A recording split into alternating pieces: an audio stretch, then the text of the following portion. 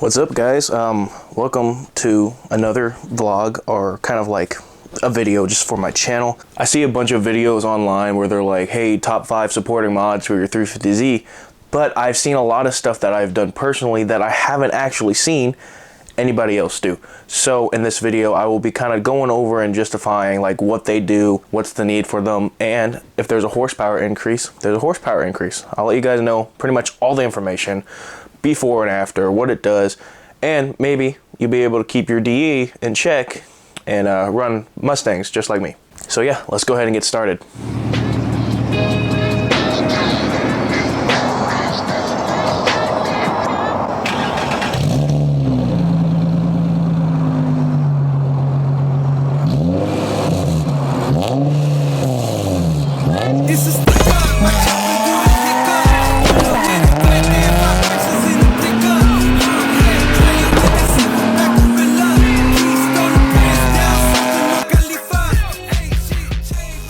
Alrighty guys, so today's video will be just a little bit different. I know you guys are normally used to me talking in front of my Z. I would normally be doing that, but I want to make this video as good for you guys as it would be making it for me. I have a lot of commotion outside, you know, lawnmowers going. There's actually a party right across the street and there's a bunch of kids running around yelling. So I pretty much just kind of like enclose myself in the garage, and of course I will make it professional as possible. You'll see cinematics, you'll see what I'm saying, you'll see the videos, you'll see everything that I'm describing. I'm just not going to be standing in front of the Z when I'm describing it. Anyways, I will be going over my top 4 or 5 modifications that I believe is good for the 350Z that I don't quite see a lot of people talking about. If you don't already know me, I'm Coda. I build cars, and I'm working on my channel and my Instagram and my TikTok. I'm currently a full-time mechanic, and I'm actually going to college and working on my ASEs right now. So I know a little bit of what I'm talking about, but I'm always curious to see what you guys think are going to be good mods for the Z. Let me know down below, or maybe if you have any suggestions for future videos, let me know that as well. I'm a firm believer in, if you're going to add modifications to your car to increase horsepower, that you want to upgrade the chassis before you do anything else. Now I know a lot of you guys are going to want to click off the video soon as possible, be like, I want to make the horsepower, I want to make the horsepower now. The car's already built to handle more horsepower, blah blah blah blah blah. And I feel like you guys are more than welcome to leave, but at the same time I really do envy those people that are going to leave, because they're going to add all these modifications to their car. They're going to rip an axle, they're going to blow the axle joints, their diff studs are going to break, they're going to be wheel hopping all the way down the road, and they're going to be like, well, it didn't do this before.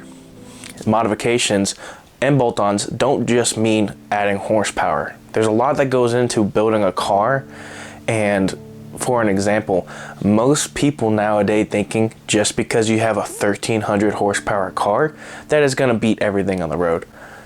That just isn't true. In fact, if you don't have the supporting mods for your chassis to handle the horsepower, your chassis flexes, things break, and it doesn't matter if you have 1300 horsepower or not. There could be a Z01 Camaro with 900 horsepower who can get the power to the ground, less torque in the chassis, and even lighter, that could beat a 1300 horsepower car like nothing. Number 1, like I said, I love chassis stuff, but we're gonna go ahead and start with the engine just in case you wanna spice it up a little bit. DE VQ35s, even VQ HRs, 3.7 liters, 3.5 liters, VQ in general, I've noticed personally that they love top end power. Yeah, they're okay off the bottom, especially the DE versus the HR. The DE will make more torque off the get-go than the HR, but the HR's gearing, transmission, and top end power, allowing it to rev out longer, the way its plenum is set up, the air intake system, is completely different than the DE, and that allows it to catch up and surpass the DE very, very quick. The biggest thing to add top end power horsepower is by increasing the air that you are giving the engine when it needs it. This could be as simple as getting a Plenum Spacer. You can actually go quickly to Z1 Motorsports, grab a Plenum Spacer and do that. And while you have the plenum off, this is still part of part 1, is porting the heads, porting the intake, all that stuff. You can even get supporter mods like throttle bodies. This is all stuff to increase air when coming to top end power. Now, of course, doing all this does get expensive, and you might only see 8 to 10 horsepower, but what can you do? It's a V6. It's really hard to add horsepower without using force injection. Number 2, I don't see a lot of this, is a diff brace. Do you ever like accelerate hard on your car and you do a launch and your car is boom, boom, boom, boom, boom, boom, boom, boom, boom, and the whole car is shaking? It feels like it's about to fall apart. You can feel the little bolts that you've forgotten to tighten 2 torques off of what the spec is, untightening slowly. Yeah, that is called wheel hop. And basically, to explain it, launching the car, the tires grip, ungrip, grip, ungrip, and in order to keep that motion going, they're going up like this and like this. So basically that puts a lot of stress on the drivetrain. Your transmission, your drive shaft, your axles, they're all jumping up and down because the tires are torquing, gripping and ungripping at the same time. And what this diff brace does is a giant chunk of metal. I actually will show you guys while I'm talking what it is on the car. And it just connects to your diff and your subframe, holding it together tighter and lowering the amount of wheel hop you get. I've gotten a lot of comments where they're like, diff braces are only for drifting. Whenever you have wheel hop, it's just best to get it out of the way. Yeah, you could have wheel hop when you're drifting. Yeah, you can have wheel hop when you're launching the car. Wheel hop is wheel hop. It doesn't matter what scenario it's in, you don't want it. You don't want to be breaking these components when you're trying to increase horsepower and upgrade the chassis. It doesn't matter where it's at. If it fixes it, it fixes it. That's all that matters. Number 3, a supporting mod I would say is if you're going to upgrade all the stuff in your motor and trying to make the most horsepower, run these Mustangs and stuff on the street, you want to have something that can handle shifting faster.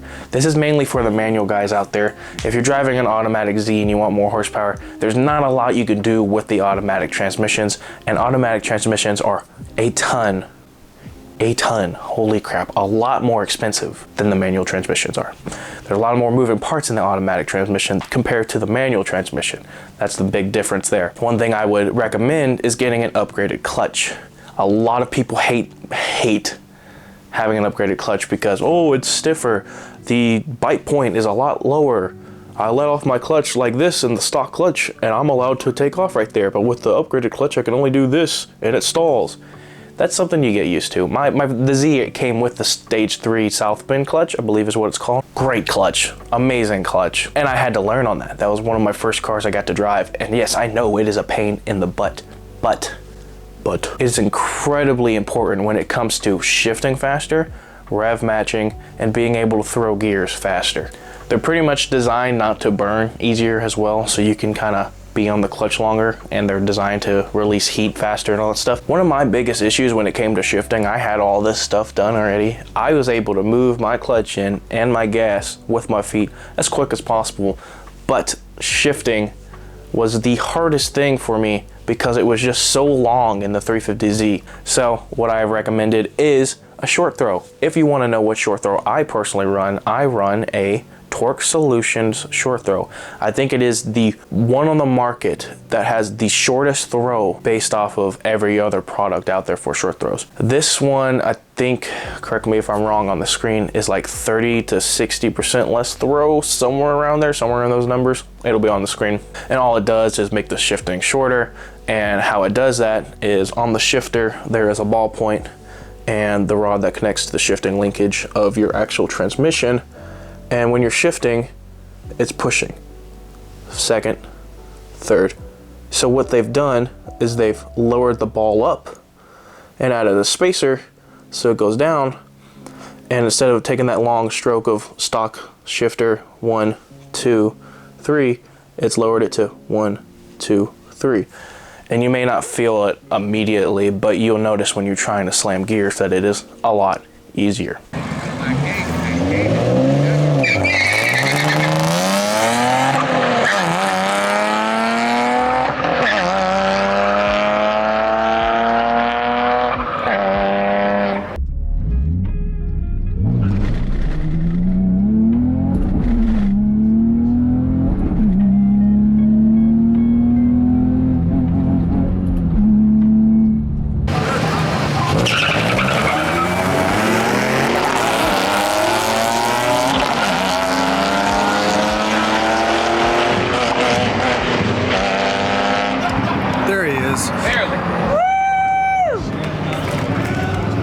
Now this one isn't really like beginner want to get bolt on, you know, if you don't need this technically, You can easily go to 370 ones. I recommend upgrading your axles. Roll the clip.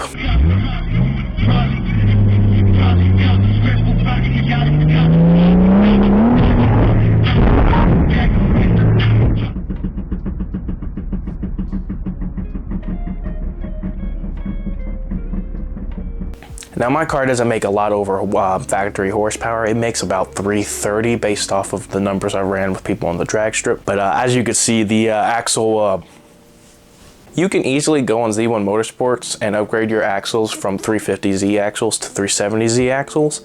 I believe it's the same bolt pattern, but the only difference is if you do 370Z axles, you need 370Z bearings as well. What I've actually gone with is 1200 horsepower DSS axles, drive shaft shop.